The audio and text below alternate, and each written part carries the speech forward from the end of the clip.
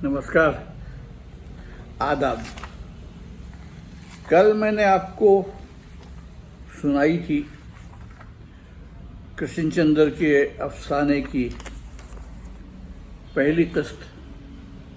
अफसाने का उन्वान था काले पुल के बासी।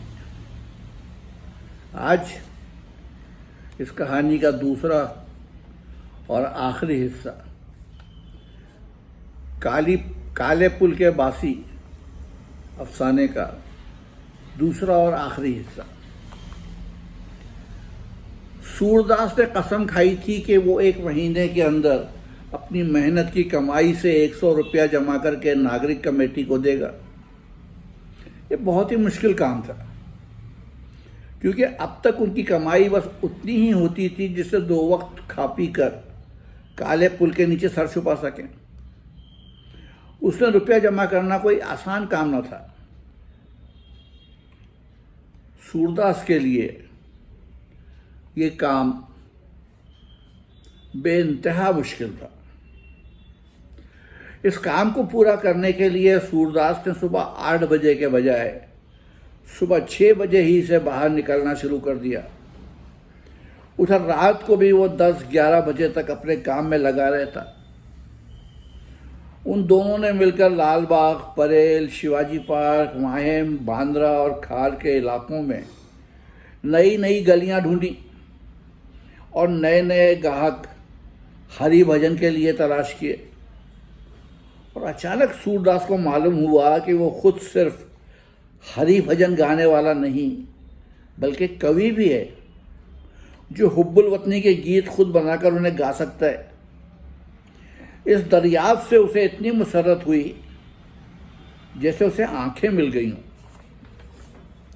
जब महीने के 11 दिन गुजर गए तो सूरदास ने हिसाब करके सोचा और फिर उस दिन से बीड़ी पीना भी बंद कर दिया।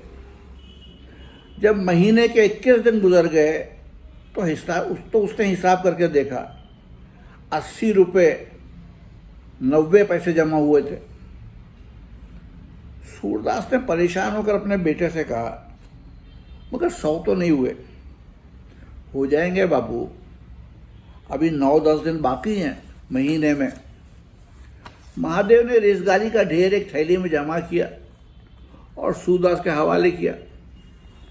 सूरदास ने थैली को 2-3 बार अपने हाथ में तौला, फिर महादेव को देकर बोला, ये थैली रानी चाय वाले के पास ले जा और उसको बोल ये छुट्टा ले ले और 10-10 रुपए के नोट दे दे। महादेव बोला, ईरानी डबल रोटी भी लेता हूँ, अपने लिए ले आना, मेरे लिए मत लाना। सूरदास ने जवाब दिया, तेरे लिए क्यों नहीं बापू, आज से 1 टाइम खाना खाऊंगा। बापू, महादेव ने ताज्जुब से चिल्लाकर कहा, बोल दिया ना, जब खिटखिट ना कर। सूरदास ने हुक्म देते हुए ऐसी सख्ती से कहा कि महादेव चुपचाप वहां से चला गया। जिस दिन महीने की आखिरी तारीख थी, उस दिन काले पुल का हर बासी अपनी अपनी जगह पर बैठा हुआ अपनी अपनी जमा पूंजी गिन रहा था। आज उन सबके चेहरे पर खुशी की चमक थी, क्योंकि अपनी भूख से अलग अलग बंधे रहते हुए भी आज उनमें से हर आदमी यह महसूस कर रहा था कि एक दूसरे से अलग होने के बावजूद कोई चीज़ उनमें ऐसी है जो उन्हें जोड़ती है, मिलाती है, एक कर देती है। पैसे गिनते गिनते उन्हें लगने लगा कि जैसे 100 नए पैसे अलग अलग हैं, मगर सब मिलकर 1 रुपया हो जाते हैं।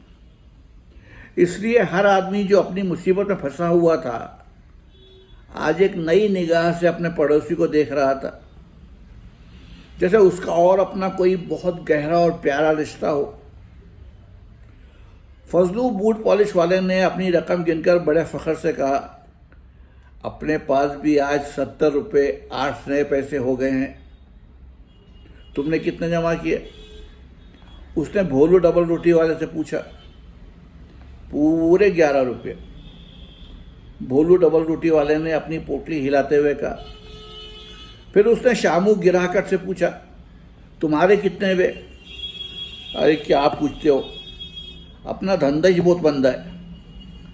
आजकल जो पॉकेट मारो उसमें नेशनल डिफेंस बांड निकलता है। शामू गिराकट ने बड़ी नाउम्मीदी से 3 बटवे खोलकर भोलू डबल रोटी वाले के सामने फेंक दिए और बोला, यकीन ना आए तो खुद देख लो। रामू चमार हंसकर बोला, अबे हराम का धंधा करेगा तो यही मिलेगा। महादेव अपनी जगह पर सिक्कों की ढेरियां बनाते हुए गिन रहा था। जब वो सब रकम मिलाकर जोड़ चुका तो सूरदास ने बड़ी बेचैनी से पूछा, कितना हुआ? 100 रुपये 4 आने। ठीक से गिन। यार यहीं पे हॉर्न बजाते फिरते हैं गधे। इधर ला। महादेव ने पूरी 100 की रकम सूरदास के हाथ में थमा दी। वो चवन्नी किधर है? महादेव चुप रहा। सूरदास ने फिर बड़ी सख्ती से पूछा, वो चवन्नी किधर है? मैं पूछता हूं, बता। महादेव चुप रहा तो बुढ़े ने एक जोर का चाटा उसके मुंह पर रसीद कर दिया। सब लोग ताज्जुब से बाप बेटे की तरफ देखने लगे, मगर चांटा खाकर महादेव खफा नहीं हुआ, धीरे धीरे मुस्कुराने लगा। फिर उसने अपनी जेब में हाथ डालकर उसे टटोला और कुछ निकाल कर उसने उसे बुढ़े की गोद में फेंक दिया और बोला, चवन्नी की बीड़ी लाया हूं तेरे लिए। तो पहले क्यों नहीं बोला? चाटा क्यों खाया? बुढ़े की सख्त आवाज में एक अजीब तरह की नरमी और शिकस्त थी। तेरा चाटा खाने का कभी कभी दिल चाहता है, महादेव ने धीरे से कहा। बुढ़े ने कांपते हुए हाथों से बीड़ी सुलगाई, जोर का एक कश लिया, आंखें बंद करके सर मेहराब की काली दीवार से लगा दिया और धुआं छोड़ते हुए खोई खोई आवाज में बोला, हाँ, जन्नत जन्नत का झुमका आ गया। रात को सब सो गए, मगर सूरदास को नींद नहीं आई। वो पलट पलट कर करवटें लेता रहा और जागता रहा। सो जाओ बापू, महादेव ने कहा। नींद नहीं आ रही बेटा। क्या सोच रहे हो? सोच रहा हूँ बेटा, कब रात खत्म होगी, कब सुबह होगी, कब हम लोग जुलूस बनाकर नागरिक कमेटी के पास जाएंगे और अपना रुपया देश की हिफाजत के लिए जमा कराएंगे। महादेव चुप रहा। ऐसा लगता है बेटे जिससे ये दुनिया बदल सकती है। महादेव फिर चुप रहा। अचानक काले पुल के ऊपर एक गरज सी सुनाई दी, जो धीरे धीरे दूर होती चली गई। सूरदास अपनी जगह से उठा और अपनी अंधी आंखें ऊपर उठाकर दूर ऊपर आकाश को देखने लगा। ये गरज कैसी थी बेटा? हवाई जहाज था। सूरदास के चेहरे पर एक अजीब सी चमक आई। उसने अपनी आंखों से आकाश को घूरते हुए कहा, उसमें हमारे जवान होंगे, मोर्चे पर जा रहे हैं अपनी देश की हिफाजत के लिए।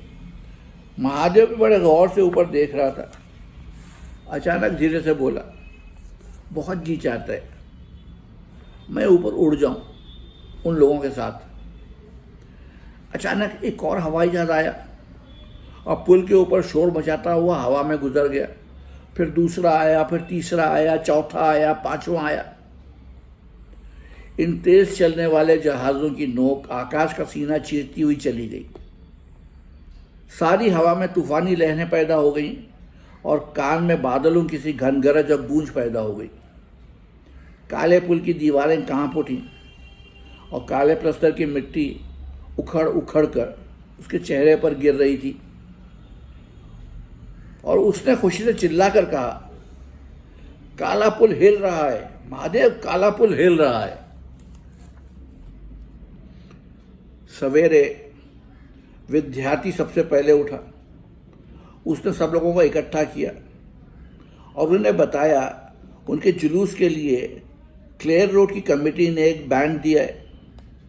थोड़ी ही देर में बैंड यहाँ पहुँच जाएगा। सब लोग तैयार हो जाएं और अपनी अपनी पोटलियाँ संभाल लें। फिर वो कागज़ और कलम लेकर बैठ गया और बोला, सब लोग अपना अपना नाम और रकम बोलते जाएं, मैं फहरिस्त बना लेता हूँ। भोलू डबल रोटी वाले ने आगे बढ़कर कहा, 11 रुपये मेरे लिख लो। मोहम्मद दीन मिस्त्री बोला, 47 रुपये 50 पैसे मेरे लिख लो। फजलू बूट पॉलिश वाला बोला, 17 रुपये 8 नए पैसे मेरे। गुरबचन सिंह बोला 40 रुपये मेरे। सूरदास जोर से चिल्लाकर बोला 100 रुपया, पूरा 100 रुपया मेरा। सूरदास ने इतना कहकर जेब में हाथ डाला तो उसने घबरा घबरा कर इधर उधर अच्छी तरह से टटोलना शुरू किया और अपने आप से कहने लगा, इधर किधर है? इसी जेब में रखा था, रात को यहीं रखा था। वो अचानक चीख कर बोला, किसी ने रात को मेरी जेब काट ली। इतना कहकर अचानक उसने सारे मजमे को घूरा और सारे मजमे की निगाहें शामू गिराकट को ढूंढने लगी, मगर शामू गिराकट कहीं नजर न आया। रात को तो उसी पुल के नीचे सो रहा था, सबने उसे देखा था, मगर सुबह सवेरे किसी वक्त गायब हो गया। किसी को मालूम न था। महादेव का खून गुस्से से खौलने लगा, मगर सूरदास बिल्कुल बेबस होकर बच्चों की तरह सिसकने लगा। मेरे 100 रुपये, मेरे 100 रुपये, उसने रोते रोते कहा। 100 रुपये जो मैं नागरिक कमेटी को देने वाला था, मेरे महीने भर की दिन रात मेहनत की कमाई। महादेव ने दांत पीसकर कहा, वो शामू इस वक्त मुझे अगर कहीं मिल जाए। वो सब सूरदास को तसल्ली देने लगे। भोलू बोला, भाग कर जाएगा कहाँ? इस शहर में कहीं तो मिलेगा। रामू चमार बोला, हम सब बदले जानते हैं, हम उसे तलाश कर लेंगे और तुम्हारी एक एक पाई उससे उगलवा लेंगे। फजलू बूट पॉलिश वाले ने घूसा तान कर कहा, मैं उस सुअर की औलाद के 100 टुकड़े कर दूंगा। सूरदास, तुम्हारा रुपया मैं ढूंढ कर लाऊंगा, रो नहीं। सूरदास। इतने में क्लेयर रोड कमेटी का बैंड आ गया और काले पुल के बासी जुलूस बनाकर रुखसत होने लगे। सबसे आगे विद्यार्थी कौमी झंडा बुलंद किए चल रहा था। फिर एक एक करके सब लोग उस काले पुल की मेहराब से निकलकर रोशनी में जाते हुए जुलूस में शामिल होते गए। भोलू, रामू, फजलू, गुरबचन, जॉर्ज, विक्टर, तोरान, कमलाकर, मंगता और जगता सभी जुलूस में गीत गाते हुए जा रहे थे। मेहराब के नीचे सूरदास सिसकता हुआ रह गया। महादेव जोर जोर से मुट्ठियां भींचता हुआ मेहराब की दीवार को गुस्से से कूटने लगा। अचानक सूरदास सिसकते सिसकते चुप हो गया। महादेव पुल की दीवार को मारते मारते रुक गया और अपने बाप की तरफ देखने लगा। सूरदास धीरे से अपने आंसू पोंछने लगा। उदास चेहरे पर एक रोशन मुस्कुराहट आ गई और वो जल्दी से अपनी जगह से उठ खड़ा हुआ और हाथों से टटोल टटोल कर बोला, महादेव कहाँ हो तुम? यहाँ तुम्हारे पास ही हूँ बापू। महादेव सूरदास के करीब और करीब चला गया। महादेव का हाथ पकड़कर सूरदास बड़ी बेचैनी से बोला, हम मुझे भी जुलूस में ले चलो। हम जुलूस में जाकर क्या करेंगे? महादेव ने बड़ी नाउम्मीदी से कहा, हमारे पास देने के लिए है ही क्या? कुछ नहीं। फिर भी है तो मुझे जल्दी से ले चलो। कहाँ छुपा कर रखा होगा तुमने? महादेव ने बुढ़े सूरदास को ताज्जुब खेज निगाहों से घूरते हुए देखा। हाँ हाँ, बुढ़ा मुस्कुराकर बोला, हाँ बहुत छुपा कर रखा है, सबकी नज़रों से छुपा कर रखा है, कहीं दिल के करीब। सूरदास ने अपने 11वें चौके के अंदर इशारा किया, मगर तुम अब देर मत करो। महादेव मुझे जल्दी से ले चलो। महादेव ने नाउम्मीदी से सर हिलाकर कहा, मालूम होता है बुढ़ापे ने तुम्हें सठिया दिया है। जब महादेव अपने बुढ़े बाप को लेकर वहां पहुंचा, नागरिक कमेटी का जलसा शुरू हो चुका था। स्टेज पर एक सदर बैठा था और माइक पर विद्यार्थी काले पुल के नीचे रहने वाले शहरियों की रकमें और नाम एक फहरिस्त से पढ़ पढ़ कर सुना रहा था। स्टेज के सामने बैठे हुए मोहल्ले टोले वाले मर्द, औरतें, बच्चे सब मिलकर जोर जोर से तालियां बजा रहे थे। विद्यार्थी काले पुल के एक एक आदमी को बारी बारी स्टेज पर बुलाकर उसका तारुफ कराता था और उसकी रकम का ऐलान करता था। फिर सब लोग जोरों शोर से तालियां बजाते थे और रकम देने वाला मुस्कुराकर हाथ जोड़कर आगे चला जाता और दूसरा उसकी जगह आ जाता। यही प्रोग्राम चल रहा था। अपने साथियों के नाम सुनकर बुढ़े सूरदास के कदम तेजी से उठने लगे। वो महादेव को भीड़ में आगे ढकेलता हुआ बोला, जल्दी चलो, जल्दी चलो, मुझे स्टेज पर ले चलो। ले तो जा रहा हूं, महादेव ने गुस्से से कहा। ऐसी भी क्या जल्दी है? कौन कानून का खजाना नागरिक कमेटी को देने वाले हो बापू? चलो चलो आगे बढ़ो, बातें ना करो। बुढ़ा सूरदास गुस्से से चिल्लाया और महादेव भीड़ को चीरते हुए अपने बुढ़े बाप को स्टेज की तरफ ले जाने लगा। सेवक विद्यार्थी कह रहा था, ये भोलू डबल रोटी वाला है, इसने डिफेंस फंड में 11 रुपये दिए हैं। ये मोहम्मद दीन मिस्त्री है, इसने 47 रुपये 50 नए पैसे दिए हैं। ये फजलू बूट पॉलिश वाला है, 17 रुपये 8 नए पैसे। ये गुरबचन सिंह 40 रुपये। ये जगना रद्दी वाला 13 रुपये 8 आने दे रहा है। ये मंगता उसकी बीवी 7 रुपये 9 आने दे रही है। विद्यार्थी फहरिस्त से नाम पुकारता गया और लोग स्टेज पर आते गए और अपनी रकम सदर मोहतरम के हवाले करके स्टेज से रुखसत होते रहे और तालियों का शोर चलता रहा। जब फहरिस्त ख़त्म हो गई तो विद्यार्थी ने माइक पर चिल्लाकर हाजिरीन जलसा से चंदे की अपील की। सब दो, अपने देश की हिफाजत के लिए धन दो, सोना दो, खून दो, दिल खोल कर दो। जो कुछ तुम्हारे पास है वो दो, जो दे सकते हो दे दो। याद रखो, देश के जवान सरहदी मोर्चे पर अपना खून दे रहे हैं। विद्यार्थी का सवाल फिजा में चारों तरफ गूंज गया। महादेव सूरदास को लेकर स्टेज पर पहुंचा। विद्यार्थी ने फिर चिल्लाकर पूछा, देश के नौजवान सरहद पर अपना खून दे रहे हैं, तुम क्या दे रहे हो? मैं अपना बेटा दे रहा हूं, बुढ़े सूरदास ने कहा। अचानक चारों तरफ सन्नाटा छा गया। किसी को ताली बजाना याद न रहा। सब ताज्जुब से बुढ़े सूरदास की तरफ देखने लगे, जो अंधी आवाज में कह रहा था, मैं अंधा हूं और मेरे पास बेटे के सिवा कुछ भी नहीं है। आज जो कुछ मेरे पास है वो अपने देश को भेंट करता हूं। नागरिक कमेटी मेरे बेटे को ले ले और उसे फौज में भर्ती कर दे। अचानक महादेव ने ताज्जुब से कहा, बापू। अंधे सूरदास ने अचानक पलटकर बड़ी सख्ती से बेटे का हाथ पकड़ लिया और बोला, तो क्या फौज में भर्ती नहीं होगा? महादेव के होंठ कांपने लगे। मैं तो पहले ही दिन भर्ती होने वाला था बापू, मगर तेरे कारण चुप था। सोचा मेरे बाद तुझको कौन संभालेगा। मेरी माँ भी मर चुकी है, वो जिंदा होती तो मेरे पीछे तेरी देखभाल कर लेती। मगर अचानक सूरदास ने गरज कर कहा, कौन कहता है तेरी माँ मर चुकी है?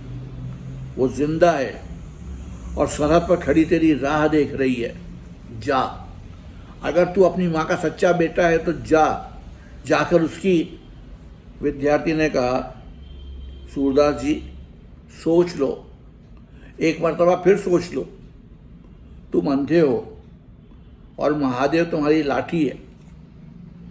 अब ये लाठी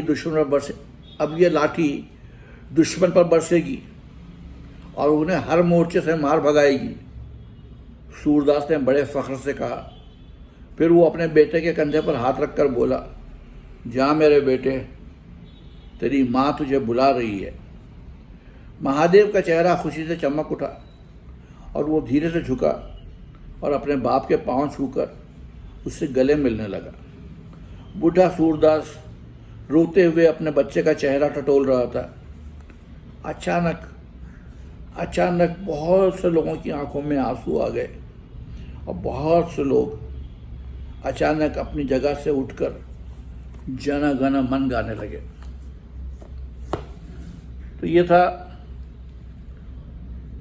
कृष्णचंद्र के अफसाने काले पुल के बासी का दूसरा और आखिरी हिस्सा। कल फिर आऊँगा, आपको कुछ और सुनाऊंगा। तब तक के लिए इजाज़त। आदाब।